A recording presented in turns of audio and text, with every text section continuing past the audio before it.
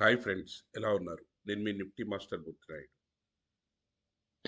ఈరోజు 3 April 2025.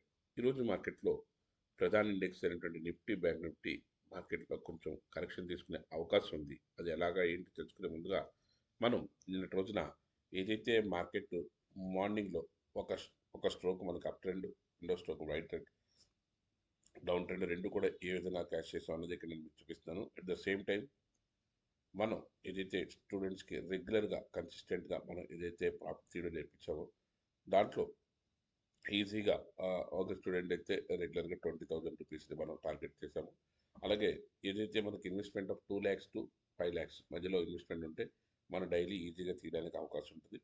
2 lakhs వరకు ఉంటే డైలీ 5,000 రూపీస్ వరకు కూడా ఈజీగా తీసుకునే మార్గం ఇవ్వచ్చు. వితౌట్ ఫెయిల్ మనం ఏ విధంగా చేయాలి, ఎలా చేయాలి అన్నదంతా కూడా ఇన్ డీటెయిల్గా పిన్ టు పిన్ చెప్పడం జరుగుతుంది. ఇనీషియల్ డేస్లో మనకి సెన్సెక్స్ కానీ నిఫ్టీ కానీ ఈ రెండాట్లోనే మనం కొంచెం డీటెయిల్గా మనం చేయించడానికి అవకాశం ఉంటుంది.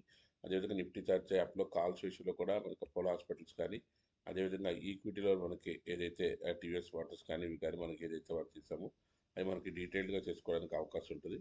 అట్ ద సేమ్ టైం మనం ఏదైతే మార్కెట్లో రెగ్యులర్ కన్సిస్టెంట్ ప్రాఫిట్స్ కోసం ఏం చేయాలి, ఎలా చేయాలి, అది ఏ విధంగా ఉండే అవకాశం ఉంది అన్నదంతా కూడా ఇన్ డీటెయిల్గా తెలుసుకోవడానికి ఖచ్చితంగా మీరు మనకి ఫోన్ చేయొచ్చు. మీ యొక్క ఇన్వెస్ట్మెంట్స్ కానీ, మీ దాని గురించి పోర్ట్ఫోలియో కానీ ఏ విధంగా ట్రేడింగ్ చేయాలి, లేకపోతే దానికి సంబంధించిన సెటప్స్ ఏంటి, వన్ క్లాసు ఏదైతే మనకి రెగ్యులర్గా మనకి వీకెండ్లో ఉంటుందో 2 days Saturday Sunday, Friday Saturday Sunday 3 days plus తర్వాత ఒక 1 week మళ్ళీ మనకి రెగ్యులర్ మార్కెట్స్లో మనం చేయించడం ఇవన్నీ కూడా డీటెయిల్గా ఉంటాయి. కాబట్టి దానికి ఏ విధంగా చేయాలి, ఎలా చేయాలి అన్నదంతా కూడా మనకి అరేంజ్గా చేసుకోవచ్చు. అట్ ద సేమ్ టైం మనకి రెగ్యులర్గా స్కాల్పింగ్ చేయాలనుకునే వాళ్ళకి సింపుల్ స్టడీస్లోను ఐడెంటిఫికేషన్ ఆఫ్ జోను, అక్కడి నుంచి స్కాల్పింగ్ ఏ విధంగా చేపిస్తాము, అదేవిధంగా మార్కెట్ ఎక్కడి నుంచి ఎక్కడి వరకు వచ్చే అవకాశం ఉంది, టేక్ ఆఫ్ అయ్యేటప్పుడు ఏ విధంగా టేక్ ఆఫ్ అవుతూ ఉంటుంది, దాన్ని ఎక్కడి నుంచి మనం క్యాచ్ చేయాలి, దానికి ఉన్నటువంటి పారామీటర్స్ ఏంటి, ఇవన్నీ కూడా ఇన్ డీటెయిల్గా ప్రతిదీ కూడా స్టెప్ బై స్టెప్ అన్నీ కూడా చెప్పడానికి అవకాశం అయితే ఉంటుంది. దాన్ని ఏ విధంగా చూస్తే మనకి మంచి ప్రాఫిట్ తీసుకునే అవకాశం ఉన్నది అన్నదంతా కూడా ఇన్ డీటెయిల్గా నేర్పడం జరుగుతుంది.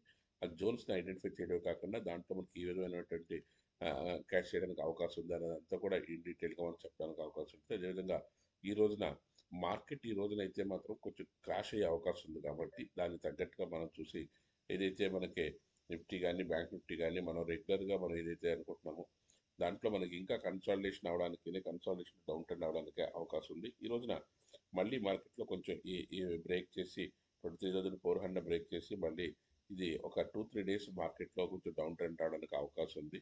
మార్కెట్లో ఇంకా డౌన్ ట్రెండ్కి వచ్చిన తర్వాత కన్సాలిడేషన్ అయిన తర్వాత టేక్ ఆఫ్ అవడానికి అవకాశం ఉంది. ఒక 1 or 2 months down trend to bearish to consolidation అవుతూ బేరిష్ అవుతూ అక్కడ నుంచి మార్కెట్లో కొంచెం టైం తీసుకుని వెళ్ళే అవకాశం ఉంది. కాబట్టి పొజిషనల్ ట్రేడర్స్ కంగారు పడకుండా దాన్ని ఏ విధంగా క్యాష్ చేయాలన్నదంతా కూడా ఇన్ డీటెయిల్గా చూసుకుని చేసుకోవడానికి అవకాశం ఉంటుంది.